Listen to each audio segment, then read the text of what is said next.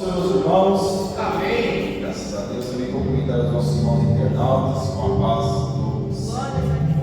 Graças a Deus por este dia, qual o Senhor Deus tem nos concedido. E hoje nós vamos estar falando sobre a parte B, Jesus, o holocausto perfeito. Vamos estar nos pautando no tópico 3, amém? Amém. Glória a Deus. Recapitulando o que nós falamos no sábado, nós falamos sobre o holocausto, sobre o que era o holocausto, era uma oferta voluntária. Nós vemos por que fazia uma junção, uma analogia, é que Jesus ele se entrega voluntariamente. Então percebam, meus irmãos, que o animal, ele na verdade, se nós colocarmos, ele não queria morrer, mas ele tinha que morrer por nós. E a morte do animal era apenas para cobrir os nossos pecados. Cristo veio, morreu para nos perdoar verdadeiramente e tirar o pecado do homem. Amém? Amém. Graças a Deus. Então aqui na tópico 3, Jesus Cristo, o holocausto perfeito. Até nós falamos, meus irmãos, acerca da encarnação de Cristo, mas é bom nós recapitularmos aqui.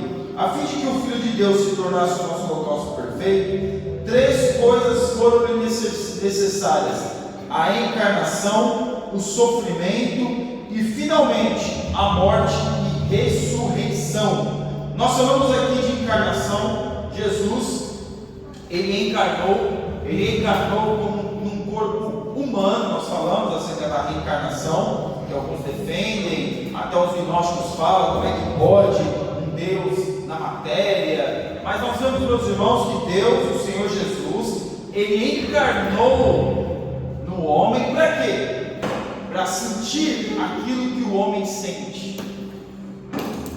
Porque alguns defendem a tese que Deus, sendo soberano, sendo todo-poderoso, pelo fato de ser onisciente, onipresente, onipotente, não tinha esse sentimento ao qual o homem tem.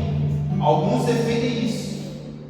Mas Jesus, quando ele pisou nessa terra, ele num corpo humano, sem usar a sua divindade para aplacar o seu sofrimento, ele pôde testificar das paixões, das tentações, de tudo aquilo que o homem sente.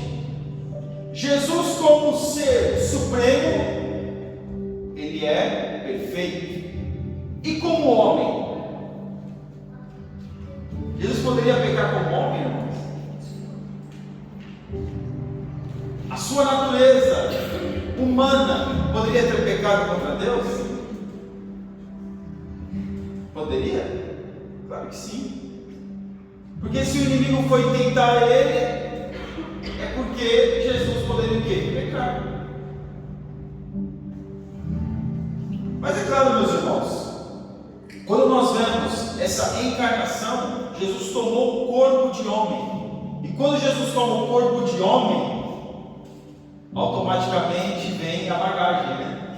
Não é só o corpo, é o sentimento, é a tendência, é o desejo, é a vontade.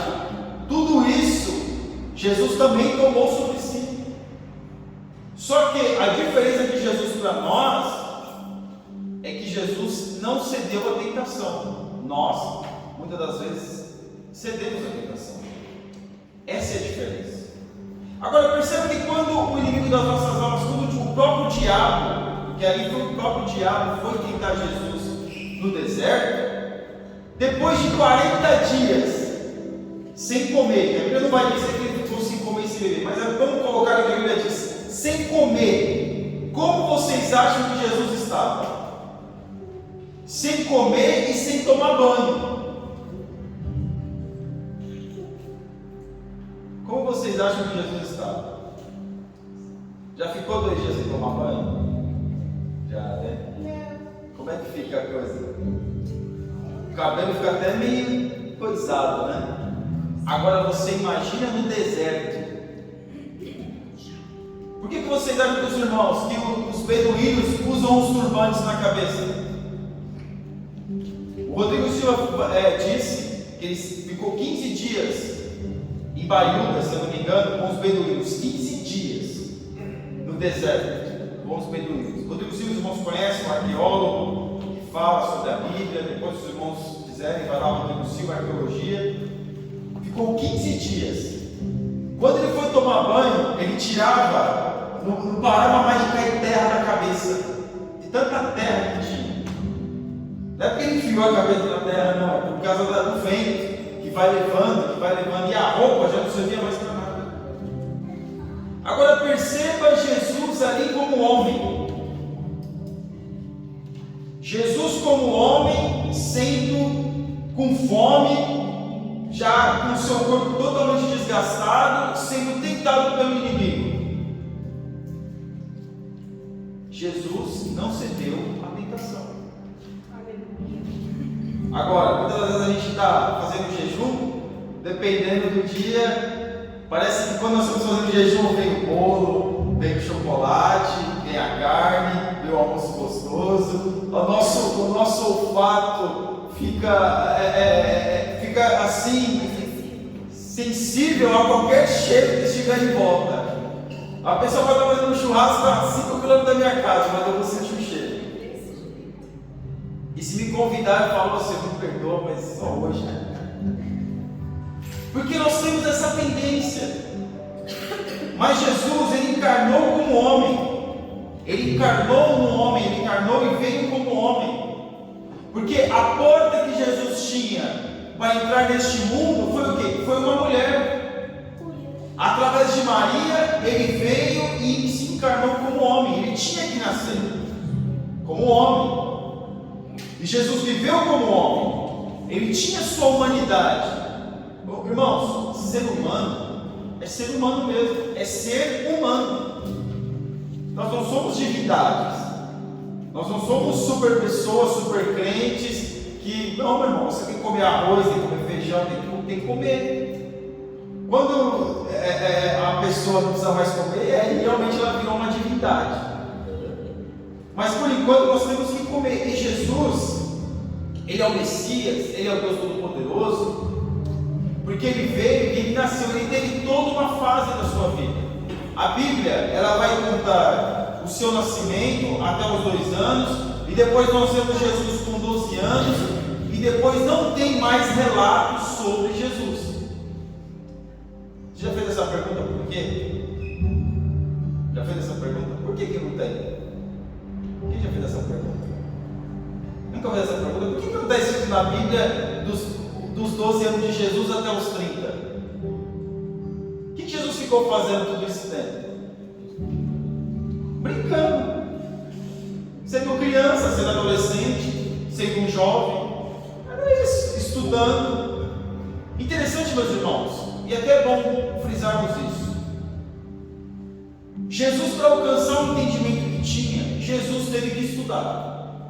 Não pense que Jesus veio, nasceu e tudo aquilo foi fluindo na sua mente sem ele estudar, não, meus irmãos. Jesus, para naquele momento ali, com 12 anos, ele está debatendo com os anciãos, ele tinha conhecimento. Porque o judeu, a criança judia, ela com 12, com 13 anos, ela tem que recitar toda a Torá. Então Jesus, ele já tinha esse estudo. Porque José, o seu pai, ele tinha uma certa condição. Eu falei aqui na aula passada. Existia o pobre e existia o rico. Não existia classes sociais. Mas Jesus, ele tinha condições de estudar. E o seu pai pôde dar uma boa educação para ele. Então nessa encarnação de Jesus vindo como homem, Jesus teve o quê? Que absorver o conhecimento. Jesus teve que procurar conhecer as coisas. Jesus teve que trabalhar. Lembra quando nós falamos no sábado que Jesus era duro? Já viu uma pessoa que não trabalha? Só fica no computador, não pega peso. Você vê como é diferente daquela pessoa que está sempre fazendo um movimento físico? Jesus era duro, irmãos. Por que vocês acham? Por que nós achamos que Jesus aguentou o que aguentou? Porque ele era duro, ele era firme, tinha uma boa condição física. E aqui nós vemos o quê? Nessa condição, Jesus Cristo foi provado em todas as coisas, exceto no pecado, a fim de mostrar a eficácia de seu maravilhoso, eterno e definitivo sacrifício. Porque o sacrifício deveria ser um sacrifício perfeito. quando o sacerdote queima o animal não poderia ter mancha. E não é só isso, o animal deveria ter o tempo certo. Não era qualquer animal, não era em qualquer tempo. O animal devia ter a idade certa, para que o sacrifício pudesse ser aceito. Agora, nós pensamos, meus irmãos, para nós já pularmos para a parte 2, que para Jesus foi muito fácil. É assim, né? Mas também, né? Jesus é Deus, que é fácil. Ele lá usava sua divindade, estava com vontade de fazer alguma coisa, deixava sua divindade tomar conta ali, e na hora ali, a sua vontade sumia. Pedia ao Pai, me tira essa vontade aí, porque senão, né? Não, meus irmãos, Jesus teve que lutar contra a sua natureza. Jesus não nasceu em pecado como nós, porque Jesus foi gerado, Jesus foi colocado através do Espírito Santo. Mas Jesus poderia sim ter pecado. Se Jesus tivesse pecado, o sacrifício seria perfeito? Nem haveria sacrifício. Então é necessário, meus irmãos, é importante nós refletirmos sobre aquilo que Jesus passou, como Jesus viveu. Se fosse hoje, Jesus seria uma pessoa comum. Jesus era um cidadão, uma pessoa comum. Não tinha aquela coisa de chamar a atenção. Jesus era uma pessoa comum. Porque perceba que quando ele vai e lê o livro o pergaminho que deve sobre Isaías, ele fala, e quiseram jogar ele do precipício abaixo, o que ele fez? Ele começou a se envolver no meio do pessoal ali, e saiu e foi embora. Porque ele era uma pessoa comum. E aqui na parte 2, e essa parte aqui é o que me chama muita atenção, o sofrimento de Cristo. Assim como a vítima do holocausto era, antes de ser queimada, repartida em pedaços, o Senhor Jesus foi submetido a todos os sofrimentos, angústias e dores. Eu sei que isso é para ser pregado na Santa Ceia, né? Os sofrimentos de Cristo, a cruz do Senhor, né? É para ser pregado na ceia. Mas aqui está a lição que vai nos trazer a memória acerca daquilo que Jesus passou. Quem já assistiu o filme do Jesus, Paixão de Cristo? Todo mundo já assistiu, né? Alguns estudiosos dizem que o filme da Paixão de Cristo é o que mais se aproxima daquilo que Jesus passou. Porque o Jesus de Nazaré não vai se aproximar tanto, é um filme mais antigo. Mas veja, meus irmãos, que Jesus, ele sofreu flagelos terríveis. Jesus, ele foi cuspido. Porque perceba que quem entrega Jesus são os seus patrícios, são os seus conterrâneos, são os seus próprios, aqueles que deveriam protegê-lo, foi aqueles que o entregaram. Porque os escribas e fariseus, eles deveriam proteger uns aos outros. O judeu deveria ser unido, proteger uns aos outros. Mas como eles começaram a ver que havia uma concorrência, uma suposta concorrência, porque Jesus nunca veio concorrer com ninguém, eles por inveja o entregaram. E eles queriam de uma vez por todas que Jesus viesse muito rápido. Agora, na lei de Deus, um homem poderia ser condenado dessa forma? Eles começaram a pegar um testemunho falso contra Jesus. E aí quando Jesus diz, olha, eu sou o Filho de Deus, ele fala, está vendo, blasfemou. E o sumo sacerdote faz uma coisa que jamais deveria fazer: rasgar as vestes. Quando Caifás rasga as vestes, Caifás ali está dando término ao seu sumo sacerdote. Porque Levítico vai dizer, se o sumo sacerdote não poderia rasgar as suas vestes, e ele faz isso na frente de Jesus. Alguém vai dizer que como se estivesse passando o sumo sacerdote para Jesus. Jesus sempre foi sumo sacerdote. Jesus não precisava do Caifás para rasgar as suas vestes para Jesus ser sumo sacerdote. Mas perceba, olha como a história vai desenrolando. Olha o que acontece nos pormenores daquele momento.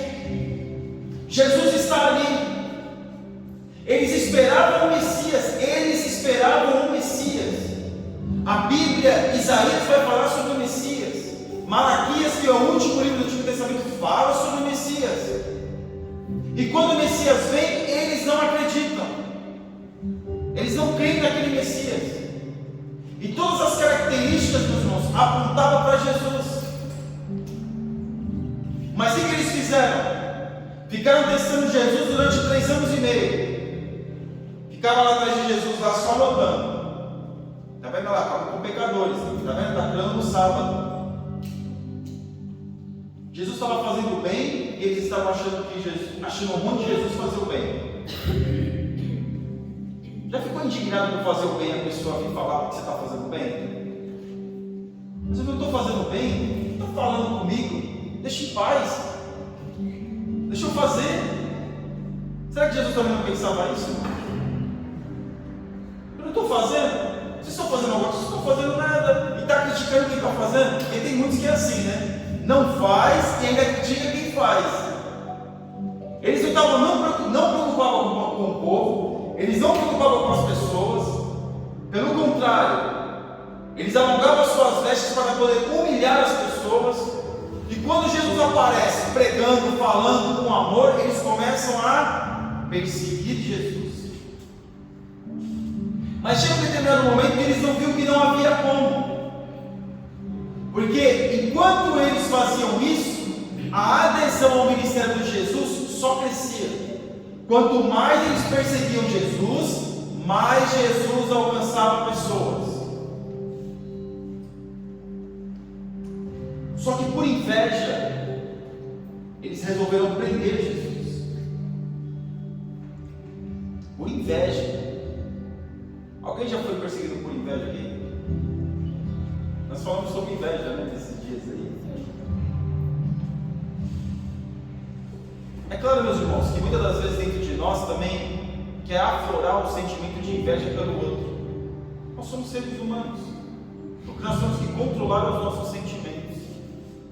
Você acha que quando Jesus ficou na frente de Anás e Caifás, aquele sinédrio lotado, fazendo coisas com ele, vindo aqueles testemunhos falsos, será que Jesus também não foi tentado ali a mostrar quem realmente ele era, derramar ali uma legião, acabar com tudo? Porque, meus irmãos, nós temos que pensar como uma pessoa com uma mentalidade humana. Quem é que um homem, vamos colocar o homem está armado e o outro vem agredi-lo. Vamos lá, homens. Vocês vão ser agredidos estando armados? Não, eu sou pacífico, irmão. Eu sou de Jesus. Ou alguém vem te roubar e você está armado. Você vai deixar a pessoa te roubar? E se tiver com a família toda dentro do carro? Com a sua família toda dentro do carro? Você sabe que está vindo um sequestrador ali, que ele quer tirar você fora do carro, quem é dentro do carro, quer levar a sua família toda. Você está armado, você vai deixar?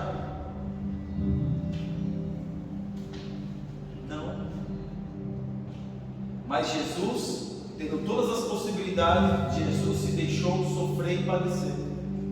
Porque os romanos, os escribas e fariseus, não prenderam Jesus. Judas foi lá, entregou o lugar no Gólgota, no Getsemane estava lá, no Getsemane estava lá, levou lá eles, e aí entregou. Não, meus irmãos, Jesus se entregou.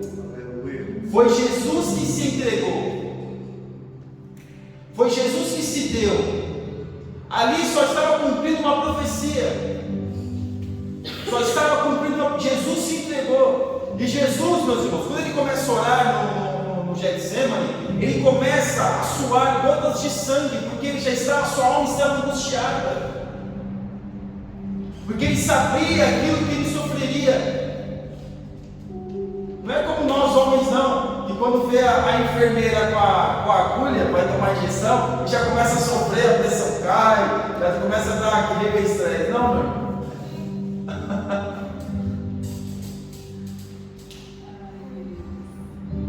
A gente fala assim, mas nós seres humanos temos já sofremos por antecipação. Mas Jesus sabia o que ia acontecer. foi revelado a ele, porque o sacrifício deveria ser exatamente assim. Exatamente assim o sacrifício deveria ter sido. Não poderia ser diferente. E Jesus começa a suar gotas de sangue, Jesus começa a orar, ele chora, ele ora, ele chora, ele ora, e as lágrimas e o seu suor, porque a agonia, a aflição era tal que começou, os poros começou a se abrir e o sangue começou a sair. O sofrimento de Jesus começa antes. O sofrimento de Jesus começa quando ele entra em Jerusalém. O que ele diz quando ele entra em Jerusalém? Jerusalém, Jerusalém, que matas os profetas e apedrejas. Quantas vezes quis eu te juntar como uma galinha junto aos seus pintinhos, aos seus pintainhos, e não quiseste? Então ele sabia que iria sofrer, e o sofrimento começa, porque imagina a decepção de Jesus, vendo aqueles homens que falavam dele, ensinaram sobre ele, porque os escribas e fariseus eram peritos na lei. E quem é a lei, irmãos? Jesus. O que é o Antigo Testamento? Jesus. Os profetas falaram sobre quem? Sobre Jesus. E estes homens prendem Jesus e começam a açoitá-lo, humilhá-lo, começam a fazer coisas com Jesus, coisas terríveis. É porque a gente às vezes não para pensar. Não para pensar, meus irmãos, Jesus sendo um cordeiro, indo ao matadouro, calado. É que nós, muitas das vezes, a gente não fica meio assim, assistir um filme e falando, nossa, coitado de Jesus. Nossa, sofreu, coitadinho dele. Coitado não, ele veio para isso mesmo. Essa era a missão de Jesus. E Jesus ali começa o seu sofrimento, quando os soldados o prendem, quando os soldados levam ao sinédrio, porque aquela audiência do sinédrio era uma audiência ilegal, Aquela audiência não era legal, porque eles não faziam isso, eles não tinham direito de fazer isso. Fazer aquilo na madrugada, fazer uma reunião extraordinária na madrugada, não deveriam fazer isso. Mas como estava próximo da Páscoa, eles queriam fazer o quanto antes, resolver o quanto antes. E às vezes eu fico pensando, irmãos, que Jesus, às vezes não foi o sofrimento em si de tomar, de apanhar, mas foi a humilhação que ele sofreu do seu próprio povo. Foi aqueles que o deveriam proteger, foi aqueles que o entregaram e açoitavam. E ele foi açoitado por eles. E o sofrimento de Jesus, meus irmãos, foi tal que até nós mencionamos na aula passada sobre os romanos apenas querer açoitá-lo e depois mandar embora. Mas aí os romanos, por que os romanos crucificaram Jesus? Porque eles não queriam rebelião na cidade. Então eles colocam duas pessoas, Barrabás e Jesus. Quem que o povo escolheu? Barrabás. E quem que os povos escolhem até hoje? Prefere o ladrão. No Brasil esse dia nós tivemos aí uma situação semelhante. Mas perceba que ali a decepção de Jesus deve ter sido muito grande, irmãos. A angústia na alma, a aflição. Jesus caminhando pelas ruas, levando a cruz. Alguém vai dizer que é só um patíbulo, alguém vai dizer que é uma cruz inteira. Porém, Jesus passeando pela cidade, talvez pessoas que ouviram a sua palavra, com certeza, até pessoas que ele curou. Mata, crucifica. O sofrimento de Jesus foi um sofrimento intenso. Para os irmãos terem uma ideia hoje, se o prisioneiro está no corredor da morte, é desumano o prisioneiro morrer com fome e com sono. Pode perceber. Assiste qualquer documentário que o prisioneiro, antes de ele ir para o corredor da morte, ele vai para a cadeira elétrica ou qualquer barriga cheia, uma noite bem dormida. Jesus não dormiu. Jesus não dormiu. Estava fraco, cheio de sangue, porque o sofrimento dele foi intenso. E eu até li um livro que fala sobre o sofrimento de Jesus na cruz. Um médico escrevendo as dores que ele sentiu, os coágulos que ele tinha no seu corpo, o choque que ele teve dentro de si, porque uma hora, meus irmãos, o corpo não obedece mais. A pessoa começa a tremer. E Jesus sentiu isso, um sofrimento intenso, porque o holocausto deveria ser um holocausto perfeito. Quando o centurião vai lá e fura o lado de Jesus, por que sai sangue e água? Porque todo o sangue de Jesus foi derramado, todo ele. Por isso que o holocausto de Jesus é o holocausto perfeito, porque todo o sangue, não ficou nada, todo o sangue do seu corpo foi derramado, todo o seu sangue. Aleluia. Foi todo o sangue de Jesus, todo, não ficou nada.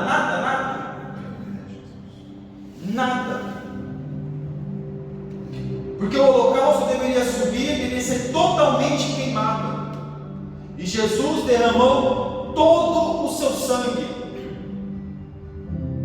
morreu por aqueles que o crucificou, morreu por muitos que o escarnecem. Aleluia.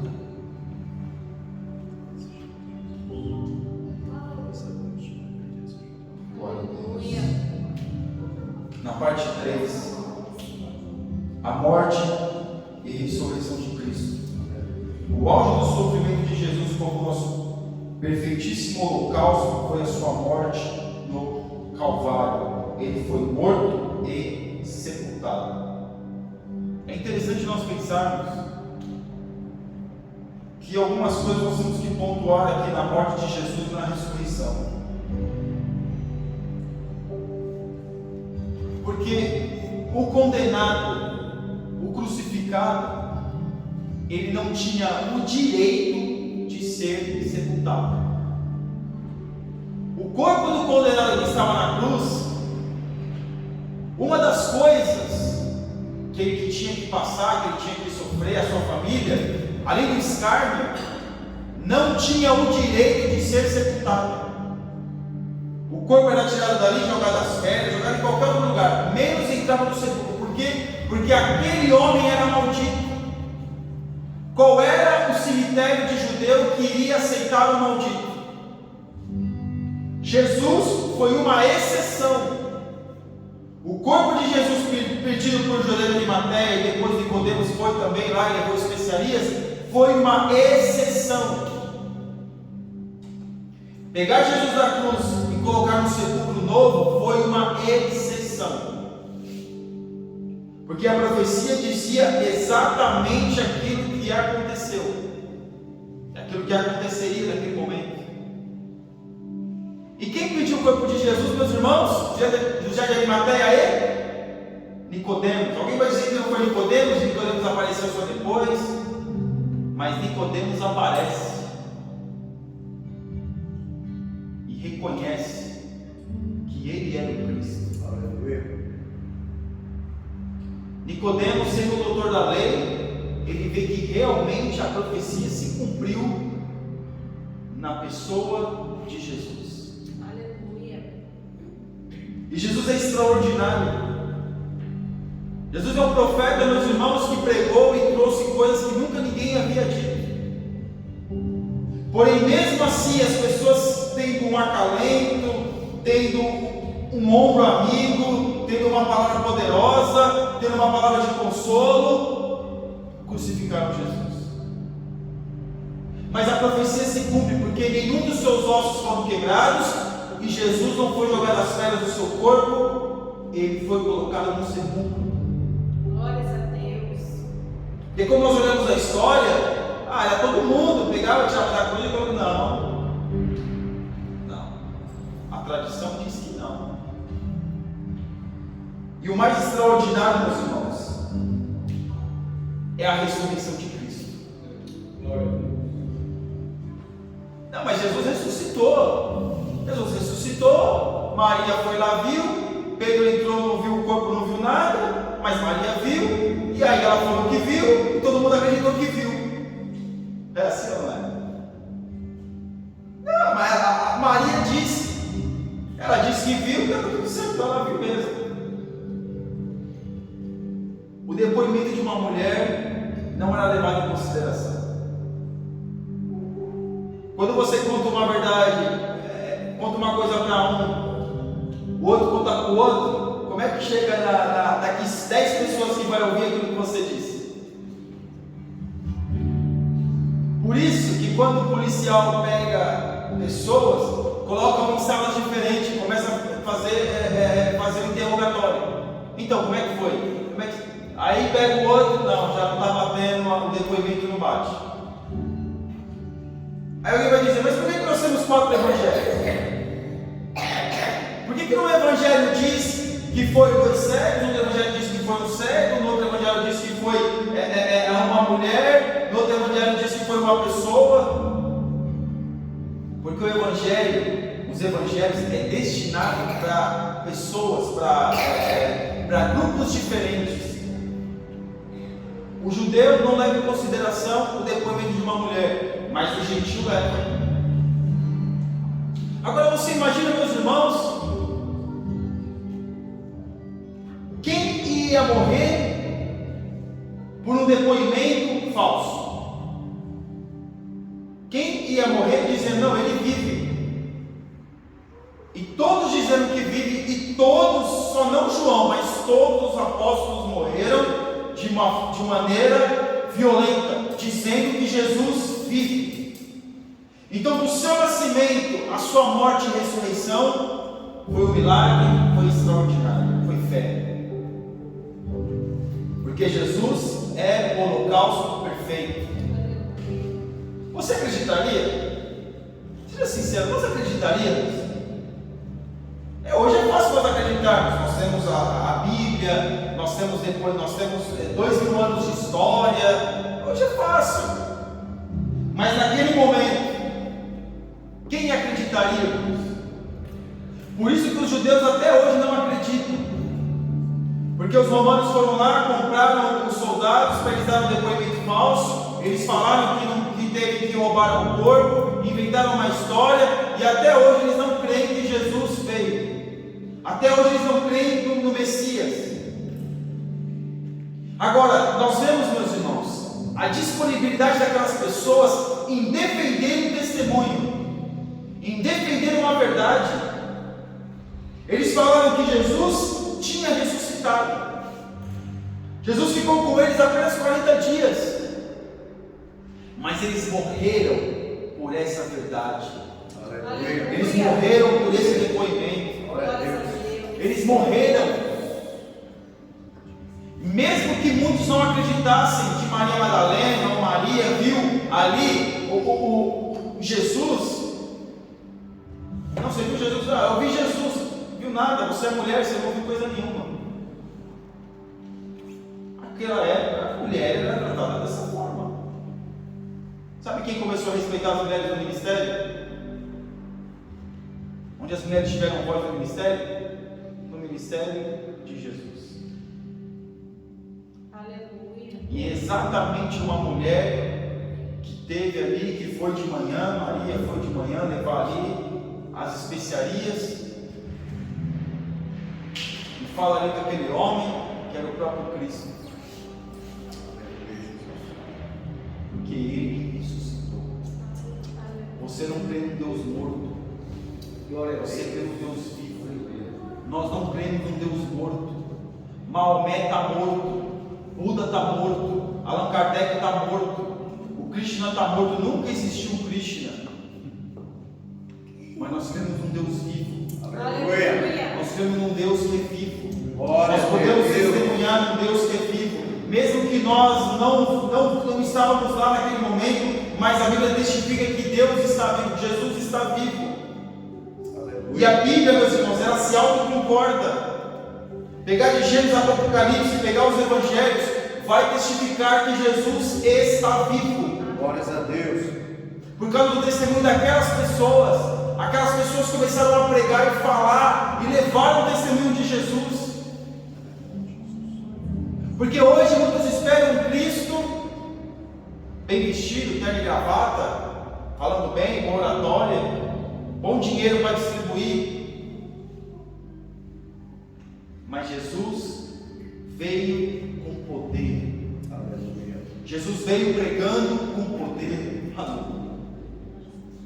Jesus veio e sofreu, mas ele ressuscitou. Aleluia. E por que ele ressuscitou, meus irmãos? Para que nós tivéssemos vida e vida com abundância. Aleluia. O pecado não pode nos afligir. Se nós pedirmos perdão para Deus, através do holocausto perfeito do nosso Deus, de Jesus, o pecado não nos aflige. Aleluia. Glória a Deus. Por isso que Jesus morreu, para poder tirar o pecado do homem. E Deus fala, vão jogar no mar do esquecimento. Não é que Deus esquece, Deus não lembra como o homem lembra. Porque o sangue de Jesus nos purifica de todo o pecado. O seu sangue todo derramado na cruz do Calvário, a sua ressurreição. Ou seja, o nosso Deus, ele morreu porque tinha que morrer, mas ele ressuscitou porque ele é Deus. Ninguém foi ressuscitar Jesus. Glória a Deus. Ninguém foi orar no sepulcro de Jesus, ressuscita, não. Jesus ressuscitou por ele mesmo, porque Jesus é Deus. Aleluia. Ele é Deus. E ele pode nos perdoar os nossos pecados através do seu santo sacrifício. Obrigado, Jesus. Aquilo foi duro, irmãos. A cruz foi uma coisa terrível. A vergonha de ser caluniado, de ser injuriado, de ser humilhado pelos da sua casa. Mas mesmo assim Jesus ele foi até o fim, porque Jesus, meus irmãos, em todos os momentos ali, Jesus foi tentado. Com certeza eu creio, os irmãos podem pensar, mas eu creio como um ser humano, Jesus provavelmente foi tentado. O que Jesus manda 12 legiões aí, acaba com isso? Porque Jesus tinha esse poder de acabar com tudo. Mas ele resistiu a isso e ele decidiu que ele tinha que morrer na cruz, porque o holocausto, o sacrifício deveria ser um sacrifício perfeito. Aleluia. E a sua ressurreição testifica isso, que ele é Deus. Jesus é Deus. Jesus é Deus, e Deus a gente adora, em Deus a gente se humilha, em Deus a gente reconhece o seu santo sacrifício. Aleluia. Com Deus, meus irmãos, Jesus, você pode adorá-lo, você pode estar na presença dele, pode pedir perdão para ele, porque ele é o holocausto perfeito. O seu corpo foi moído. Aleluia. E moído pelas nossas transgressões, pelas suas pisaduras, nós somos sarados. Porque é através dele que nós alcançamos o perdão, é através do seu santo sacrifício é que nós alcançamos o perdão. Porque o que se apresenta hoje é um Jesus que vai dar chave, que vai dar carro, mas um Jesus que perdoa, que cura, que salva, que liberta, está escasso. E até abro um parênteses aqui. Os judeus esperavam o filho de Davi para restabelecer o seu reino, um reino terreno. Porque o reino de Davi era um reino soberano. E quando eles viram que Jesus não era nenhum revolucionário, nenhum político, Jesus apenas veio trazer o reino dos céus, eu acredito que eles ficaram meio que decepcionados. Não é esse o Messias. Mas Jesus não vem fazer aquilo que eu quero que ele faça. Ele vem fazer aquilo que ele veio para fazer. Aleluia. Aquilo que ele veio, aquilo que é a sua vontade. E a vontade de Jesus prevaleceu, porque os discípulos não queriam que ele morresse. O que Pedro falou para Jesus? Não vai morrer não. Que isso? Não precisa não. Não, fala não. Jesus falou, arreda de mim, Satanás. Não é que Pedro era Satanás não. É que Pedro, pelo linguajar daquilo que Pedro está usando, Pedro glorificou a Deus, reconheceu Jesus como Cristo e depois falou uma bobagem. Veja, está lá em cima, daqui a pouco, ó. Aleluia. E aqui, meus irmãos, caminhando para a nossa conclusão, que nós possamos estar aqui, como vai dizer a nossa conclusão, e refletir sobre o sacrifício de Jesus. Ver, meus irmãos, o pecado que destrói o homem, o pecado que aprisiona o homem. Jesus veio nos libertar de cadeias e prisões eternas. Aleluia. Porque o pecado que assola a humanidade hoje já existe muito antes de mim e de você pisar nessa terra. Essas são as cadeias e prisões. E que nós possamos refletir: Ele morreu eficazmente por mim e por você. Por essa razão, temos de viver uma vida de santidade e pureza,